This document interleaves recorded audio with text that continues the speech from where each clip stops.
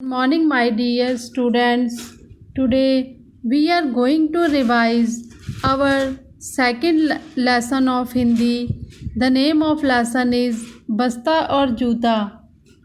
बच्चों, यह कहानी हम पहले भी पढ़ चुके हैं।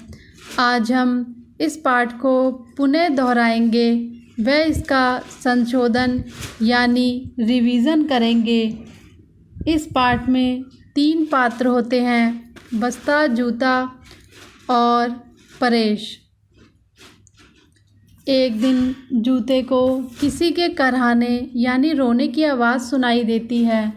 जब जूता पूछता है कि भाई तुम कौन हो, तो बस्ता कहता है कि मैं परेश का बस्ता हूँ, जिसमें वह कापियाँ, किताबें और कूड़ा करकट भरकर रखता है। वह मेरी बिल्कुल भी सफाई नहीं रखता।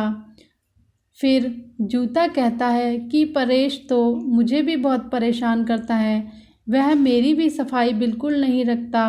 वह एक दूसरे के साथ दुख सुख करने लगते हैं और एक दूसरे के दोस्त बन जाते हैं।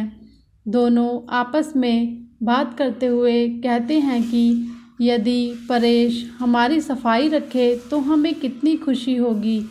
बस्ता और जूता एक दूसरे को अपनी अपनी घटनाएं बताते हैं। जूता कहता है कि परेश मुझे तंग करने में कोई कसर नहीं छोड़ता और जूतों में कंचे छुपा लेता है, जिससे मुझे बहुत तकलीफ़ होती है। तो मैं भी उसके साथ शैतानी करता हूँ और अपना मुंह खोल लेता हूँ, जिससे सारे कंचे नीचे गिर जाते हैं। बस्ता भी कुछ ऐसी ही बात करता है और कहता है कि वह मुझ में भी बहुत सारा कूड़ा करकट और चोरी की चीज़ें रखता है, जिससे मुझे सांस लेना भी बहुत मुश्किल हो जाता है। तो मैं भी अपना छेद बड़ा कर लेता हूँ, जिससे परेश की चुराई हुई चीज़ें सारी बाहर गिर जाती हैं और परेश की पोल भी खुल जाती है। बच्चों, परेश का जूता और बस्ता परेश से बहुत परेशान होते हैं, क्योंकि वह उनकी सफाई बिल्कुल नहीं रखता। पर बच्चों, हमें बिल्कुल भी ऐसा नहीं करना। हमें हमेशा अपने घर की, स्कूल की और आसपास की खूब सफाई रखनी है। तो आओ बच्चों, सबसे पहले हम इस पाठ के प्रश्न उत्तरों का संशोधन करेंगे। पहला प्रश्न है, परेश के जूते ने अपना क्या काम बताया? उत्तर, परेश के जूते ने बताया कि उसका काम तो कांटों और कंकड़ पत्थरों से पैरों की रक्षा करना होता है। प्रश्न दूसरा, परेश की कौन सी हरकत से बस्ते का सिर शर्म से झुक गया? उत्तर, परेश ने रवि की कॉपी चुराकर अपने बस्ते में रख ली, जिससे बस्ते का सिर शर्म से झुक गया। प्रश्न तीसरा, बस्ते ने परेश को सुधारने के लिए क्या तरीका सोचा? उत्तर, बस्ते ने अपने छेद को थोड़ा और बड़ा कर लिया, ताकि उसमें से छोटी मोटी चीज़ें नीचे गिर जाएं और इससे परेश की पोल भी खुल जाएगी। प्रश्न चौथा, जूते ने कब और क्यों अपना मुंह खोल दिया? जब परेश ने अपने जूते में कंचे छिपा लिए थे, तो जूते ने अपना मुंह खोल लिया, ताकि वह कंचे बाहर ही गिर जाएं। आगे हम इसके शब्दार्थों का संशोधन करेंगे। पहला शब्दार्थ है कराहना। कराहना का मतलब होता है दर्द से चिल्लाना। दूसरा शब्दार्थ है पोशाक। पोशाक का अर्थ होता है पहनने के कपड़े। जो भी हम कपड़े वगैरह पहनते हैं, उनको पोशाक भी कहा जाता है। तीसरा शब्दार्थ है निरीक्षण। निरीक्षण का मतलब होता है देखना। चौथा शब्दार्थ है बदसूरत।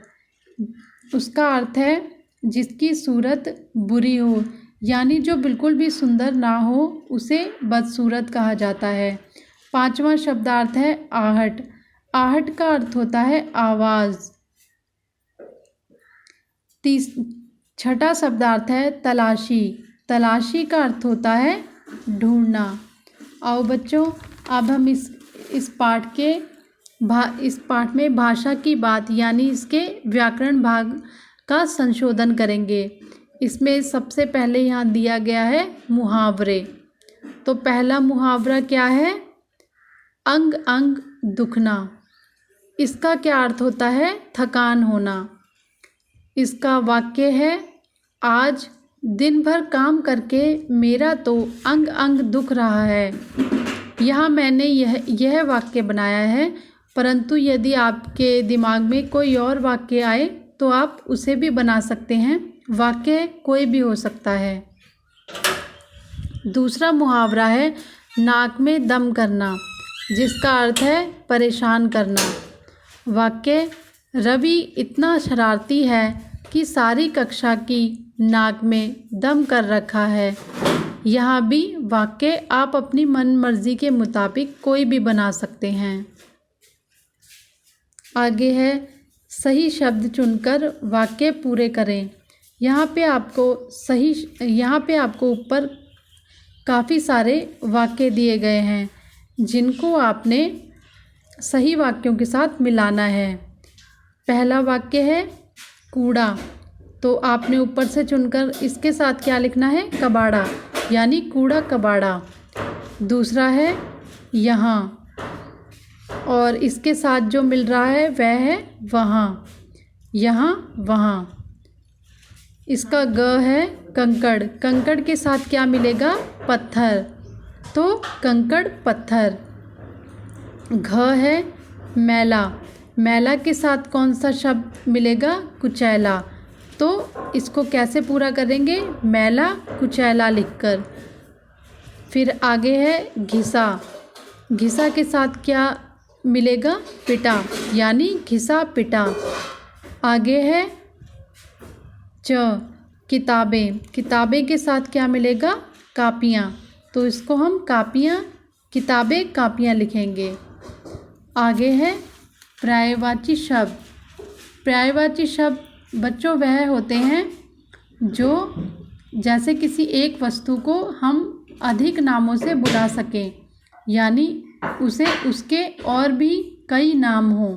जैसे कि यहाँ पे पहला पर्यायवाची शब्द है दुनिया, जिसे हम विश्व व संसार दोनों में से कोई भी शब्द कहकर बुला सकते हैं। दुनिया के पर्यायवाची हैं विश्व और संसार। दूसरा पर्यायवाची शब्द है घर, घर को हम गृह और आलय, गृह भी कहते हैं और आलय भी कहते हैं।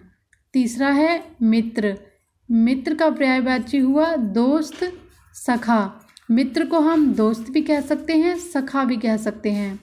चौथा हुआ खुशी, खुशी का पर्यायवाची शब्द है प्रसन्नता, हर्ष, खुशी को हम प्रसन्नता और हर्ष भी कह सकते हैं।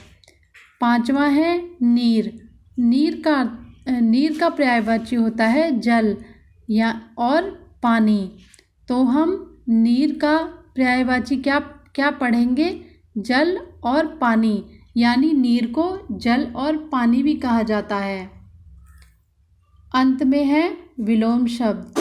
विलोम शब्द वह होते हैं जो शब्द एक दूसरे के उलट होते हैं, जिन्हें आप इंग्लिश में अपोजिट वर्ड्स भी कहते हैं। यहाँ पर पहला विलोम शब्द है उदास, उदास का उल्टा क्या हुआ? खुश। दूसरा है दुखी, दुखी का उल्टा क्या हुआ? सुखी। तीसरा है अच्छा, अच्छा का उल्टा क्या हुआ? बुरा। यहाँ पर चौथा विलोम शब्द है नीचे, नीचे का विलोम यानी कि उसके उलट क्या हुआ? ऊपर। पांचवा विलोम शब्द है बाहर, जिसका उल्टा क्या हुआ? अंदर। So students, this is your second lesson of Hindi, बस्ता और जूता. Students, learn it properly. Thank you.